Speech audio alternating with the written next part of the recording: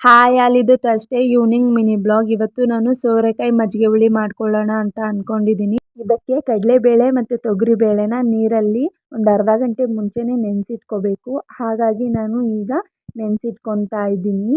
ಈಗ ಸೋರೆಕಾಯಿನ ಕಟ್ ಮಾಡ್ಕೊತಾ ಇದ್ದೀನಿ. ಅದರಲ್ಲಿ ಬೀಜ ಎಲ್ಲ ಇರುತ್ತಲ್ಲ, ಅದನ್ನೆಲ್ಲ ನೀಟಾಗಿ ಕಟ್ ಮಾಡಿ ನೀರಲ್ಲಿ ಹಾಕಿ ಎತ್ತಿಟ್ಕೊತಾ ಇದ್ದೀನಿ. ಈಗ ಕುಕ್ಕರ್ಗೆ ನೀರು ಹಾಕಿ ಸೋರೆಕಾಯಿ ಮತ್ತು ಅರಿಶಿನ ಉಪ್ಪನ್ನ ಹಾಕಿ ಬೇಯಿಸಿಟ್ಕೊತಾ ಇದ್ದೀನಿ. ಈಗ ಒಂದು ಮಿಕ್ಸರ್ ಜಾರಿಗೆ ನೆನೆಸಿಟ್ಕೊಂಡಿರೋ ಕಡಲೆಬೇಳೆ, ಕೊತ್ತಂಬರಿ, ಟೊಮೆಟೊ, ಬೆಳ್ಳುಳ್ಳಿ, ಹಸಿಮೆಣಸಿನ್ಕಾಯಿ, ಈರುಳ್ಳಿ, ಸ್ವಲ್ಪ ಜೀರಿಗೆ ಹಾಗೆ ಕೊಬ್ಬರಿ ತುರಿನ ಹಾಕಿ ನೀರು ಹಾಕಿ ರುಬ್ಕೊಂಡು ಎತ್ತಿಟ್ಕೊತಾ ಇದ್ದೀನಿ. ಹಾಗೆ ಈಗ ಸ್ವಲ್ಪ ರೈಸ್ ಮಾಡ್ಕೊಬಿಡೋಣ ಅಂತ ಹೇಳಿ ಕುಕ್ಕರ್ಗಿಟ್ಟು ರೈಸ್ ಮಾಡ್ಕೊತಾ ಇದ್ದೀನಿ. ಸೋರೆಕಾಯಿ ಬೆಂದಿದೆ, ಹಾಗಾಗಿ ಅದಕ್ಕೆ ರುಬ್ಬಿಟ್ಕೊಂಡಿರೋ ಖಾರನ ಮಿಕ್ಸ್ ಮಾಡ್ಕೊತಾ ಇದ್ದೀನಿ. ಹಾಗೆ ಒಗ್ಗರಣೆಗೆ ಅಂತ ಹೇಳಿ ಸಾಸಿವೆ, ಜೀರಿಗೆ, ಒಣಮೆಣಸಿನ್ಕಾಯಿ, ಕರಿಬೇವನ್ನ ಸೇರಿಸಿ ಒಗ್ಗರಣೆ ಮಾಡಿಕೊಂಡು ಅದರೊಳಗೆ ಮಿಕ್ಸ್ ಮಾಡ್ಕೊತಾ ಇದ್ದೀನಿ. ಮಿಕ್ಸ್ ಮಾಡಿಕೊಂಡು ಸ್ವಲ್ಪ ಕೈ ಆಡಿಸ್ಕೊಂಡು ಹಾಗೆ ರುಚಿಗೆ ತಕ್ಕಷ್ಟು ಉಪ್ಪನ್ನ ಸೇರಿಸ್ಕೊತಾ ಇದ್ದೀನಿ.